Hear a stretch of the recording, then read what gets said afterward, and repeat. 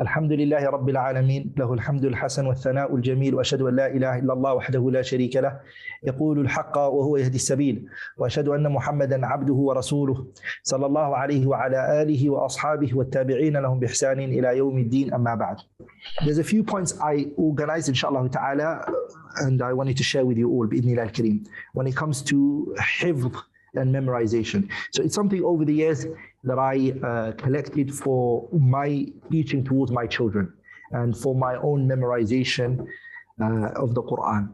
So it's 8 points, inshallah ta'ala, when it comes to points in order to memorize the Qur'an. And there are 2 things that people are looking for when it comes to Qur'an for themselves and for their children. It's sur'atul hifdh wa itqanul Qur'an. And to memorize it quickly, and also to make that the Quran that you've already memorized, to basically keep it and make sure that it's mutqin, and it's perfection. The first point, the first advice I would give is the Quran that you're memorizing should be from a mushaf wahid. So the scholars, they call it mushaf muwahhadun fi tab'ihi. يعني the taba'a you're using, the copy that the child's going to use from the mushaf, it should be the one he started with and the one he finishes with. My children have never changed their mushaf. I made sure that they don't. Their mushaf rips, we work on it, we cover it properly, but that's going to be their mushaf through the entire process of their memorization. Why? Because it helps in rusukh al-hifdh. And there's some athar and some kalam. Ibn al-Jawzi mentions some of it in his kitab Sayyid al-Khatir. The second one is the memorization has to be on the hand of ala shaykhin mutqinin, a teacher who's alert, who knows the Quran, who's going to not only just correct the child's memorization, but he's also going to correct the child's pronunciation and articulation of words. So that's the second, okay? Because the teacher can hear things. He can see mistakes that the child is making. And the more that the teacher's qualified and more he knows, the more he catches on those mistakes. The third one is لِيَكُنْ حِفْظُكَ يَوْمِيًا. You have to make sure that the memorization of the Quran is daily. So it doesn't have to be like a page a day. Whatever you're memorizing, but you should make it daily. The reason why that is because Ibn al-Jawzi rahimahullah, he says al-inqita' يضعف الحفظ ويضعف الهمة. If you disconnect from something, it weakens the memorization and it also weakens what? The aspiration. The continuation is very good. The fourth point is التكرار يا إخوة. Repetition. And Imam al-Bukhari was asked, what is the medicine to memorization? And he said, I don't know anything after the person's willingness better than at-takrar, repetition. So at-takrar, repetition is the key and it's the solution. Honestly, when people ask me, how can I solidify my Quranic memorization? I don't know anything else to say other than takrar, repetition. Number 5,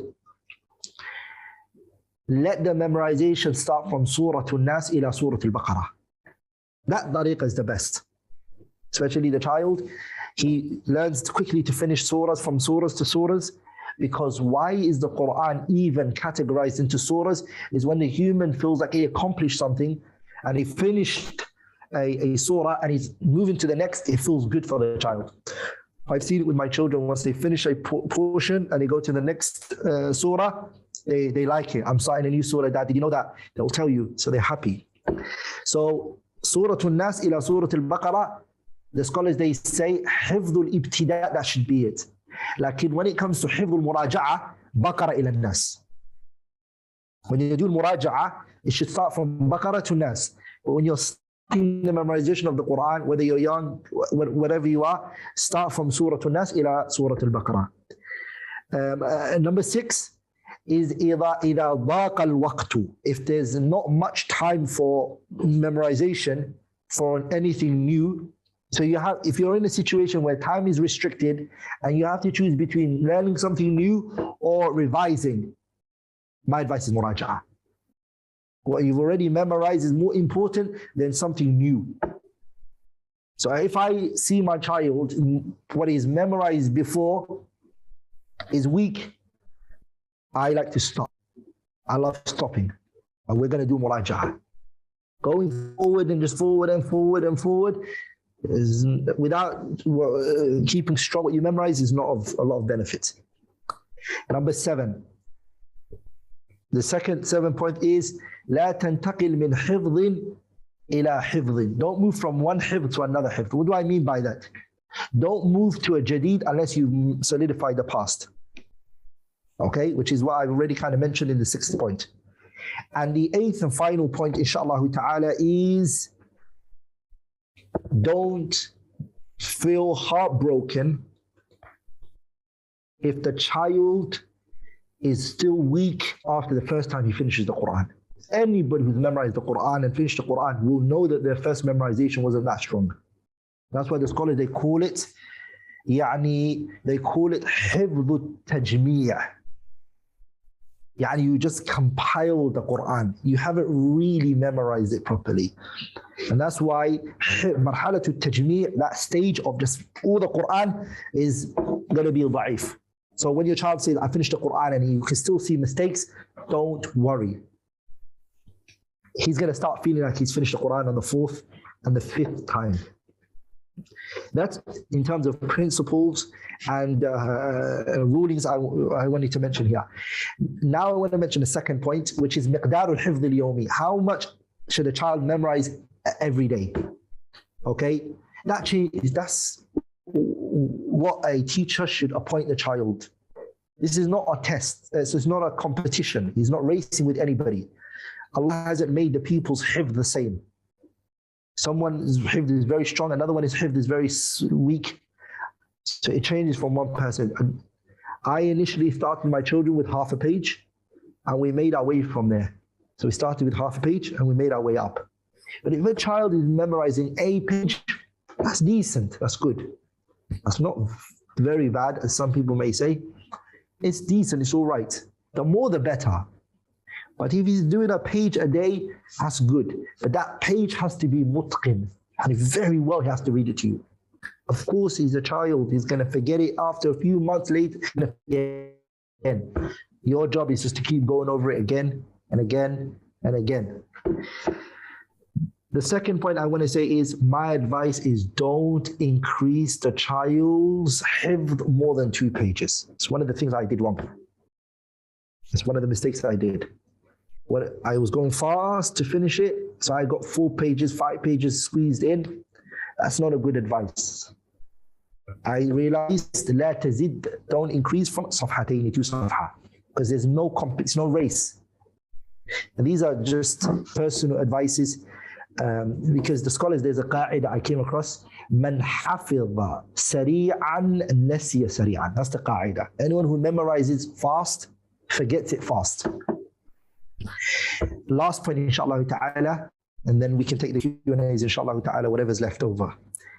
طريقة حفظ القرآن, when it comes to the method of memorizing the Quran, as I said, when we say memorization of the Quran, is 2 things we're trying to look for. سريع الحفظ, fast in memorization, سرعة الحفظ, and itqan. We want to get those 2 together, inshallah ta'ala. So as fast as the person can memorize and also have it strong, there are basically few things that a person needs to observe.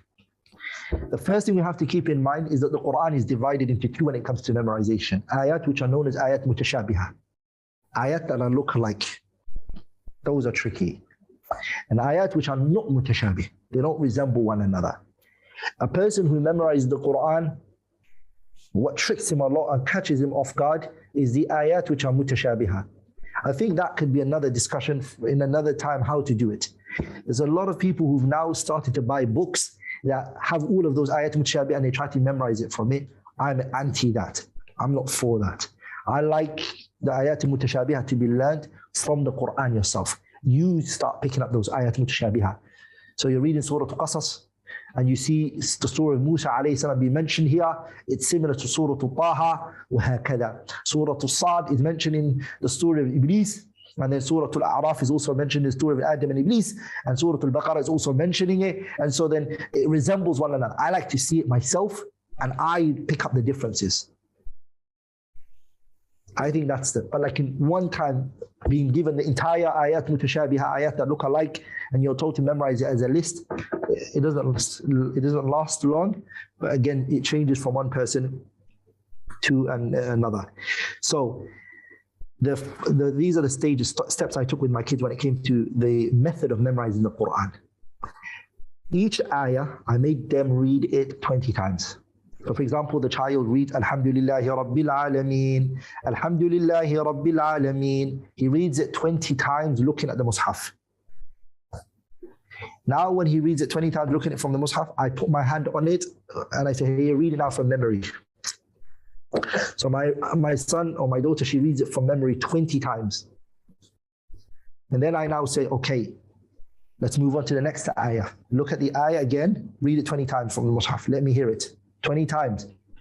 And then I tell them, I put my hand on it and I say, read it 20 times from memory.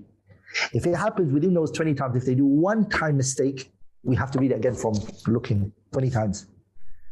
I need Hifdh 20 pure, no mistakes. If they do one time mistake, we go back again from looking. Now, when they do two ayahs, so Alhamdulillahi Rabbil Alameen, Ar-Rahman Ar-Rahim, those are two verses, 20 times, 20 times. So it's 40. I put my hand on it both and I say, I need you to read those two verses together now. Okay, and they read it together, and that's how we carry on connecting all the verses together. If it happens that whatever verse they get wrong, we put our hand on it again and we say read it 20 times. Because when it comes to memorizing, there's two things that happen. You know the verse, but you forget the verse after it. So its connection is also important. That's why I keep bringing it back to the previous one. And I keep bringing it back to the previous one. And I keep bringing it back to the previous one. So there's a connection between the ayat. Some people, what they do is they memorize this verse, and they move into the next verse, and they move into the next verse, and they move into the next verse, and they move into the next verse. And what happens is they can't connect the verses. They know each verse by itself, but they're not connecting it. So I need it to be connected. Another thing I focus highly on, and it's one of the things you can trick a person who's a hafidh, is the ending of an ayah from a safha to the other page that it connects with. A lot of people get confused here. Again, it comes to the issue of what? Connecting. And this, I make sure my children don't do that mistake, because we make sure that we spend a lot of time with the last verse on the page to the verse that's starting on the other page. Now, this is very important in a matter I mentioned before, which is do not change the copies of your mushaf. If you do, some of the mushafs are different with ayah starts in the page. And that's not what you want for the child. You don't want tashattut to happen to the child. And inshallah ta'ala, that's all I wanted to share for now. And Allah knows best, subhanahu wa ta'ala.